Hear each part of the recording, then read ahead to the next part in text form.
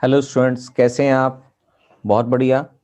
तो चलिए आज नया एक चैप्टर स्टार्ट करते हैं। वेरी इंपॉर्टेंट चैप्टर है, काफ़ी ज़्यादा मार्क्स का भी क्वेश्चन इसमें से आते हैं और बहुत अच्छा चैप्टर है। क्लास नाइन्थ में भी आपको ये पसंद आया होगा। अब क्लास टेंथ के अंदर इसको हम देखते हैं। तो क्लास नाइन्थ के अंदर जो आपने 3D शेप्स पढ़ी थी, सॉलिड शेप्स पढ़ी थी, वो बेसिकली सिलेंडर के रूप में थी। जैसे ये सिलेंडर है आपके सामने, और क्यूब के रूप में थी, क्यूबॉइड के रूप में थी, कोन के रूप में थी,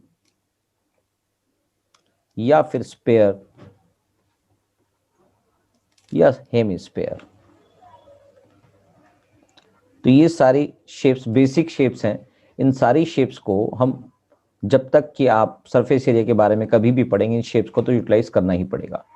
मगर अब क्लास टेंथ में थोड़ा सा ऊपर उठ के, यानी कि नाइन्थ क्लास से थोड़ा सा ऊपर उठ के, यानी कि कॉम्बिनेशन ऑफ बेसिक शेप्स के बाद एक नया शेप बनेगा, तो उस शेप का आपने सरफेस एरिया या वॉल्यूम निकालना है।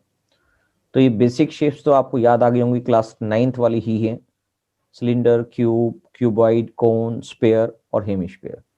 अब इसके आगे हम इसलिए थोड़ा सा वीडियोस, जो आपकी आगे की वीडियोस होंगी, मैं इस तरह से ही बनाऊंगा, क्योंकि थोड़ा सा किसी ने मुझे बोला कि आपके वीडियोस में थोड़ा सा टाइम ज़्यादा लगता है, लगातार आप उसको सॉल्व करते हैं तो टाइम ज़्यादा कंज्यूम होता है।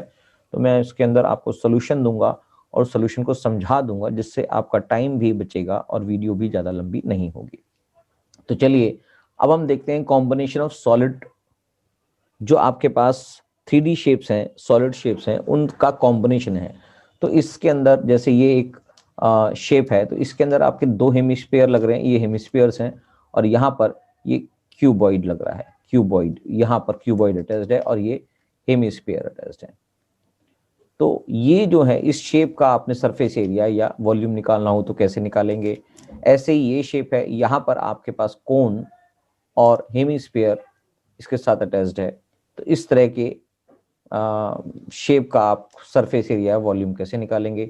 इसमें भी ऐसे ही हेमिस्फीयर और क्यूबॉइड है, और यहाँ पर दो क्यूब्स अगर हाँ आपके साथ या क्यूबॉइड एक साथ में रख दिए जाएं, तो उससे भी एक नई शेप बन जाएगी। तो ये जो शेप है, इन सब शेप्स का एरिया कैसे निकालेंगे, सरफेस एरिया कैसे निकालेंगे, वॉल्यूम कैसे निकालेंगे, उस बारे में क्लास टेंथ में आपका टॉपिक है। ये एक एग्जाम्पल के तौर पे मैंने कुछ शेप दे दी हैं, तो इस तरह की शेप ही आपको क्वेश्चंस के अंदर मिलेंगी। तो चलिए आगे क्वेश्चन के लिए करने से पहले कुछ जो आपके फार्मूलेज आपने पढ़े थे क्लास नाइन्थ में ही, वही फार्मूलेज आपके साथ क्लास टेंथ में जुड़ेंगे, जिसको आपने रिकॉल करना है।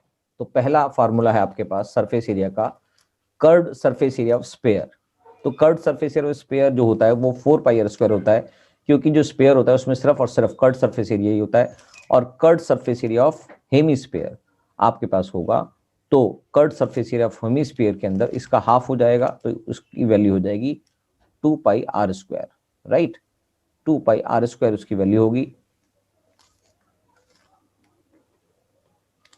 और एरिया ऑफ सर्कल के अंदर πr² उसकी वैल्यू होगी, ये तो आपको पहले से ही पता है। ऐसे ही curved surface area of cone की बात करेंगे तो πrl उसका फार्मूला होता है। Total surface area of cube की बात करेंगे तो यहाँ पर 6a² होगा, क्योंकि उसमें टोटल 6 क्यूब उसमें साथ जुड़ी होती हैं, तो उसका जो टोटल सरफेस एरिया है वो 6a² होगा। और curved surface area of cylinder की बात करेंगे तो 2πrh होता है। और वॉल्यूम ऑफ हेमिस्फीयर जो होता है, वॉल्यूम ऑफ हेमिस्फीयर जो आगे की चैप्टर्स में आप पढ़ेंगे, आगे की मतलब जो एक्सरसाइज आएंगी उसके अंदर आपका वॉल्यूम भी निकालना पड़ेगा। तो वॉल्यूम ऑफ हेमिस्फीयर जो होता है वो 2/3πr³ होता है। और अगर वॉल्यूम ऑफ स्फीयर निकालें तो इसका मल्टीप्लाई बाय 2 कर देंगे, तो ये बन जाएगा 4/3πr³। करेक्ट। तो ये कुछ फॉर्मूलेज हैं जिनको आपने याद रखना है, जिससे ही आपके क्वेश्चंस आगे सॉल्व हो पाएंगे। तो ये तो इसकी बेसिक्स बातें थी। तो आपको याद आ गई होंगी सारी बातें कि हमने कुछ बेसिक शेप पढ़ी थी, और उन बेसिक शेप का कॉम्बिनेशन जो होगा, यानी कि आपका जो चैप्टर है वो पूरा कॉम्बिनेशन बेस्ड है। तो बेसिक शेप्स का जो कॉम्बिनेशन होगा, उसी के लिए आपको सरफेस एरिया और वॉल्यूम के बारे में पूरा का पूरा चैप्टर है। तो चलिए बेसिक्स तो समझ में आ गई हैं, तो अब हम एग्जाम्पल नंबर 1 से स्टार्ट कर देते हैं। Thank you.